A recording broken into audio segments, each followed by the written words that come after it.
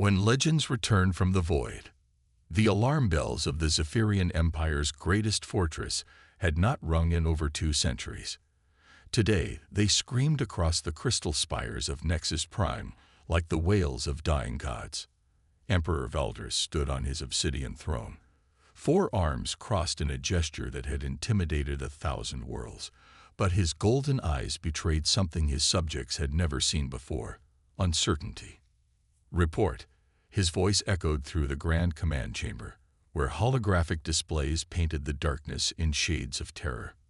General Crix, his most trusted military commander, stepped forward.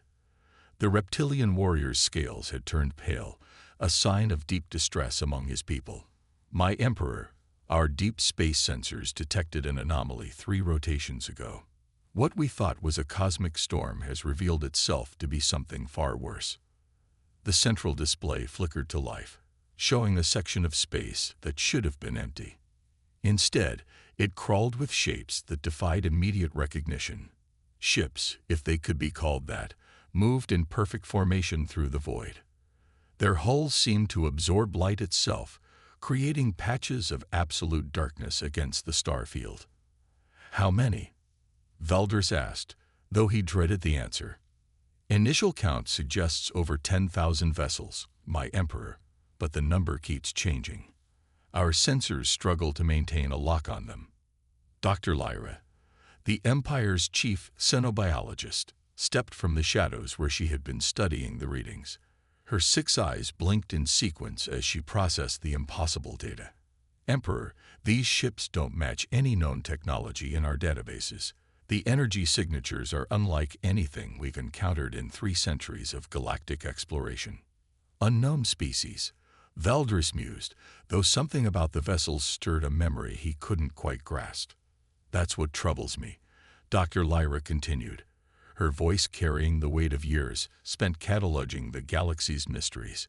"These readings, they're familiar, but that's impossible." General Crix slammed a clawed fist against the display console. "Familiar or not, they're moving toward our core systems. Their current trajectory will bring them to Zephyr VI within 2 cycles. We must mobilize the fleet." "Have they responded to our hails?" the Emperor asked. "No, my lord. Complete radio silence. No acknowledgement of our presence whatsoever. It's as if they consider us beneath notice." The words sent a chill through the chamber. The Zephyrian Empire had dominated this sector of space for over 800 years. To be ignored was perhaps more insulting than any declaration of war. Emperor Valdris descended from his throne, his ceremonial robes flowing like liquid starlight. "Dr. Lyra, you said the readings were familiar. Explain." The scientist hesitated, her multiple arms fidgeting with her datapad. "My Emperor, I must access the forbidden archives to confirm my suspicions. The readings match theoretical models that were sealed away centuries ago." "Granted. General Crix, dispatch reconnaissance squadrons. I want to know what we're dealing with before they reach our worlds." As the meeting dispersed, none of them noticed the faint smile that crossed Dr. Lyra's face as she hurried toward the archives. She had recognized the signatures immediately, but the implications were too staggering to voice without absolute certainty. 3 days later, the reconnaissance reports arrived, and with them, a terror that gripped the Empire by its throat. Squadron leader Zara had been flying combat missions for 30 years. She had seen plasma storms that could melt continents and space creatures that fed on dying stars. Nothing had prepared her for what awaited her in the void between systems. "Command, this is Reconnaissance 7. Her voice crackled through the subspace communicator. "We've achieved visual contact with the anomalous fleet." "Copy, 7. What do you see?" Zara stared through her cockpit at the impossible sight before her.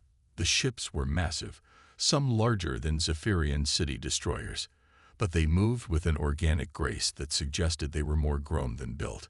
Their surfaces rippled with patterns that hurt to look at directly, as if reality itself was uncomfortable with their presence. "Command, these vessels, they don't follow conventional design principles. The hull configurations are adaptive, shifting even as I watch. And there's something else. Report 7. They have markings, symbols etched into their hulls. I'm transmitting the images now, but command. These symbols match the forbidden texts from the old archives. These aren't alien ships. The communication channel fell silent for a long moment before General Crix's voice returned, tight with controlled panic. Say again, 7. Did you say these aren't alien? Negative. Command. According to the database, these markings are human in origin. The silence that followed was deafening. Every Zephyrian child learned the stories of humanity in their earliest years, not as history, but as cautionary tales. The humans had been the galaxy's great mystery, a species that had appeared suddenly, colonized dozens of worlds with impossible speed, and then vanished just as quickly. That had been over 3 centuries ago. Impossible. General Crix finally responded. The humans are extinct. Their colonies were found abandoned, their technology scattered to the cosmic winds. Sir, I'm reading massive energy buildups across their fleet. I think they've detected our presence. Before anyone could respond, the human fleet moved. Not with the mechanical precision of traditional spacecraft, but with the fluid coordination of a living organism. Ships that had been drifting suddenly accelerated to impossible speeds, their formations shifting like a school of fish responding to a predator. All reconnaissance squadrons returned to base immediately, General Crix ordered. But it was too late. The human ships didn't fire weapons in any conventional sense. Instead, they seemed to reach out with tendrils of pure energy, not to destroy the Zephyrian scouts, but to study them. One by one, the reconnaissance ships simply stopped responding, their pilots apparently unharmed but completely silent. Back on Nexus Prime, Dr. Lyra emerged from the forbidden archives with her worst fears confirmed. The ancient records spoke of humanity's final experiments before their disappearance, projects that had terrified even their own scientists. They had been attempting to merge biological evolution with technological advancement, creating something that was neither purely organic nor purely mechanical. Emperor, she announced as she burst into the throne room, I know what we're facing. The humans didn't die out. They evolved beyond our understanding.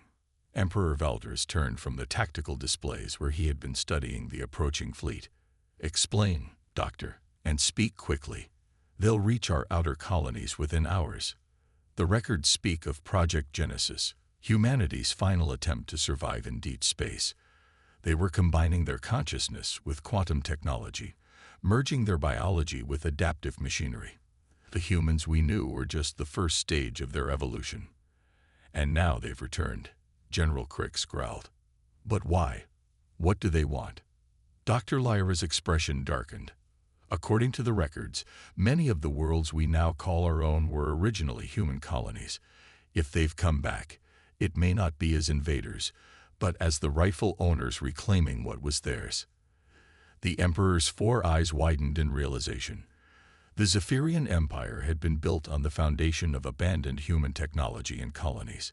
If humanity had truly returned, their entire civilization might be built on stolen ground. Prepare the fleet, Emperor Valders commanded. If they want war, we'll give them one they'll never forget. But as the human ships approached the outer rim of Zephyrian space, they finally broke their silence. The message was simple, broadcast in perfect Zephyrian, somehow learned from the captured reconnaissance pilots. We are home. What humanity became in the dark.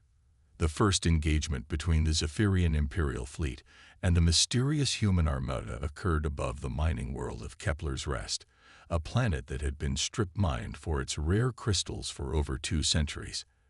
Admiral Thorn commanded the Zephyrian forces from his flagship, the Eternal Dominion, a massive dreadnought that had never known defeat. All ships maintain formation, Admiral Thorn ordered, his tactical display showing 300 Zephyrian vessels arranged in their traditional battle formation. Target the lead ships and fire on my command. The human fleet approached without any apparent concern for the overwhelming firepower arrayed against them. Their ships moved in patterns that seemed almost playful, weaving between each other in a dance that served no tactical purpose that Cypherian strategists could understand. "Sir," reported the tactical officer, "their behavior is inconsistent with any known combat doctrine. They're exposing their flanks and presenting multiple target opportunities." "Perhaps they're not as evolved as our good doctor suggested," Admiral Thorn mused. "All ships, commence firing." The space between the fleets erupted in brilliant displays of plasma and particle beam weapons. The Cypherian fleet unleashed enough firepower to crack a small moon, their weapons designed to overwhelm any enemy through sheer destructive force. But the human ships didn't dodge, didn't raise shields, didn't return fire. Instead, they did something that defied every law of physics the Cypherians understood. They absorbed the incoming energy, their hulls seeming to drink in the plasma beams like plants absorbing sunlight. "Impossible readings, sir," the weapons officer stammered. "Our shots are having no effect. If anything, their energy signatures are increasing." Admiral Thorn watched in growing horror as the human ships began to glow with accumulated energy. What had been dark, light-absorbing vessels now pulsed with captured power, their hulls rippling with patterns that resembled neural networks. Then they spoke. The voice came through every communication channel simultaneously, bypassing the Cypherian fleet's security protocols as if they didn't exist. It was unmistakably human, but changed, carrying harmonics that suggested multiple consciousness speaking as one. "I am Admiral Chen Wei of the Terran Evolution Fleet. You fire upon us with our own stolen technology, built from the foundations of our abandoned worlds." How curious. Admiral Thorn found his voice, though it came out as barely more than a whisper. "Identify yourself. State your intentions." A single human ship detached from the main fleet, approaching the Eternal Dominion with casual confidence. As it drew closer, its hull began to shift and change, revealing observation ports that definitely hadn't been there moments before. "My intentions are simple, Admiral Thorn. I wish to show you what humanity became when you thought we had vanished." The ship's hull became transparent, revealing the interior. What Admiral Thorn saw there would haunt his dreams for the rest of his life. The crew moved with fluid grace, but they were no longer entirely human. Their bodies had been enhanced with technology that seemed to be alive, metal and flesh merged so seamlessly that it was impossible to tell where one ended and the other began. But their eyes remained unmistakably human, burning with intelligence and determination that 3 centuries in the void had only sharpened. "We didn't die, Admiral," Chen Wei continued, his image appearing on the Eternal Dominion's main screen. Half of his face was human skin, the other half crystalline technology that pulsed with inner light. "We evolved. We adapted. We became what we needed to become to survive in the deep dark between stars." "What do you want?" Admiral Thorn managed to ask.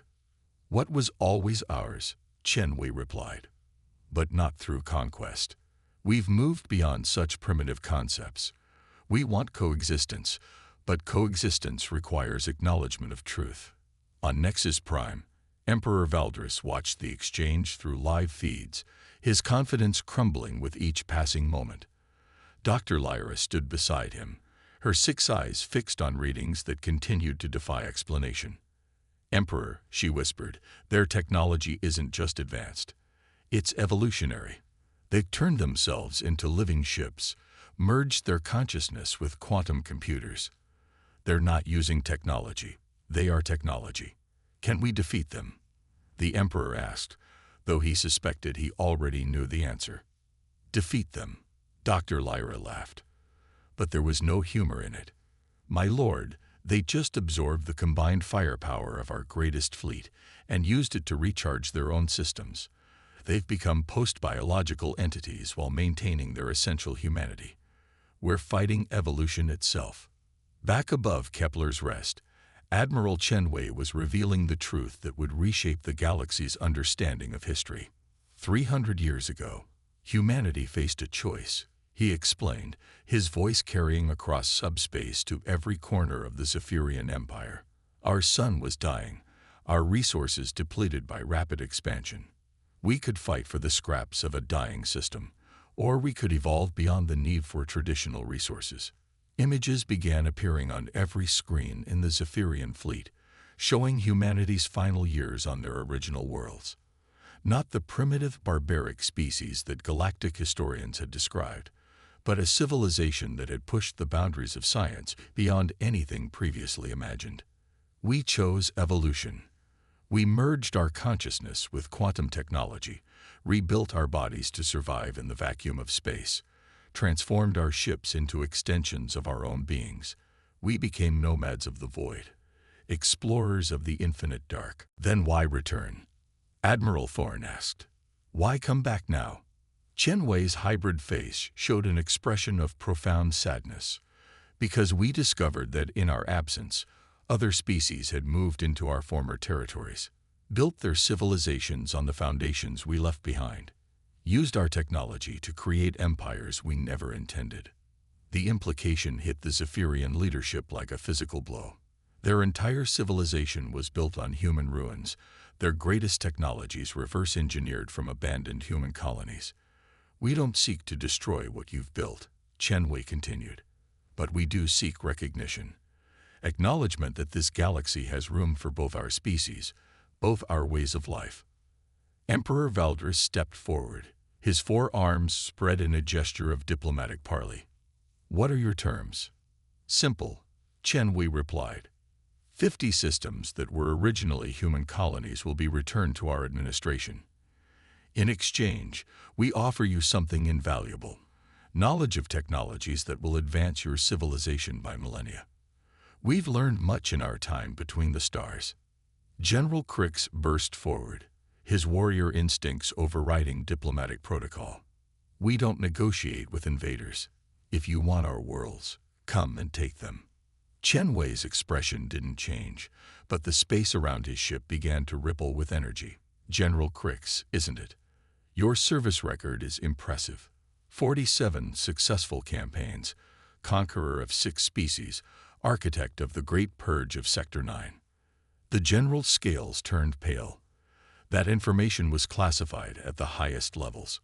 We know everything about you, General. We've been watching, learning, preparing.